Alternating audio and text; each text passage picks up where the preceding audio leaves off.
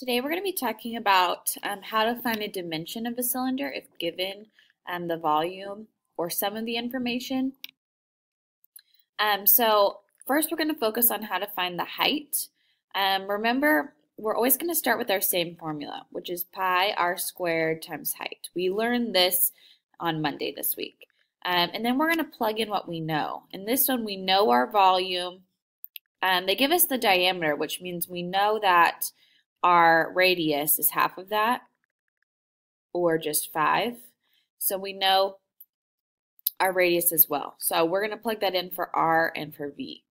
And then we're going to have to use some of our equation solving skills from earlier in the year. So if our volume is 314, I'm not going to worry about plugging in units. So I'm just going to plug in the number. Then my radius is 5. And we're solving for h. So what I need to do now is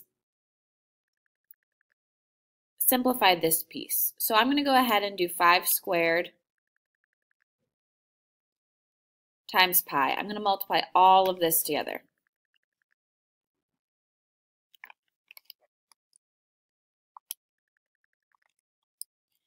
And you'll have to hit your toggle button to hit your decimal, but this is 78.5 times h.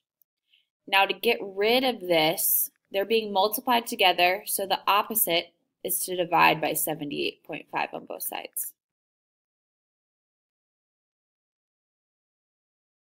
Okay, which cancels this one out. So 314 divided by 78.5 is 3.997. So we're going to go ahead and round that up to 4. 4 is approximately the height. So right here, that means that this height of this cylinder is 4 inches. All right, so we're going to do another one of this same type of problem. So here's my picture. Again, I'm trying to find my height, but I know my volume, and they gave me the diameter, so my radius is half of that, or 4. But they gave us 2 things that we know. So what we're going to do now is set this up. I'm going to start with my formula. Volume, or V, is 176, and my radius is 4. So at this point, I'm going to multiply this piece all together so I can simplify it. So 4 squared times pi, and again, you'll have to hit your toggle button to hit your decimal. But the decimal rounded to 2 decimal places is 50.27.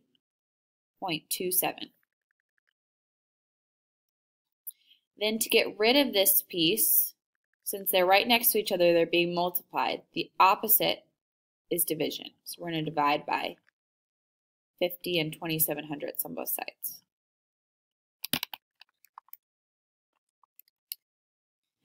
So this one cancels. 176 divided by this is 3.5. We're rounding that, is approximately h. So we're saying that this piece right here is 3.5 centimeters. Okay? So that's how you find the height. Next, we're going to talk about how to find the radius if it's missing. So they're always going to give you at least 2 pieces of information. On Monday, they gave you the radius and the height. Today, they're giving you 2 pieces of information, but one of them is always volume. So here, today I know that my height is 8 and my volume is 226, and I'm trying to find my radius. So when I start with my formula, I know my volume and my height, so that's where I need to plug those numbers in. 226 is the volume,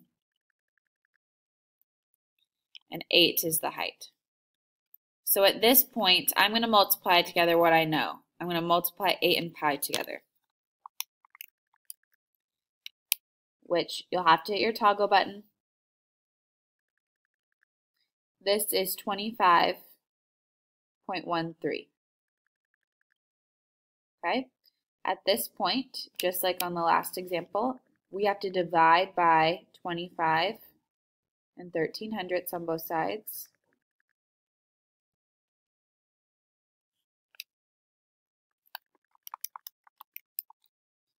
which is 8.99. So I'm going to go ahead and round that up to 9.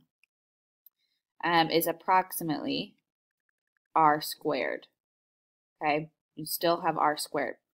Now the reason that this is just slightly different is I have to get rid of this r squared. To do that, I'm going to square root both sides. The square root of 9 is 3. The square root of r squared is r. So our radius, we're saying, right here is 3 feet. Okay? We'll do one more of this type. This time I know my height is 4 and my volume is 28. So when I start with my formula,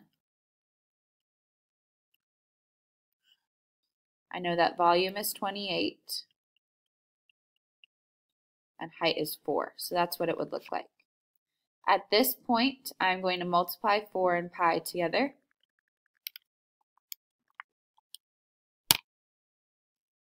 So you have 28 equals 12.57 r squared.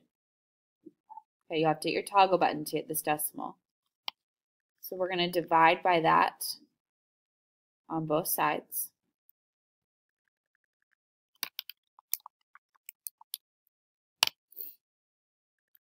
Which is approximately 2.2. Okay, and we still have r squared here. Got to bring that down. And then to find our radius, we still have to square root both sides. Which I get is approximately 1.5. Okay, so we're saying that this radius is 1.5 meters. Okay, so your assignment for today is a worksheet, so raise your hand and I will give that to you.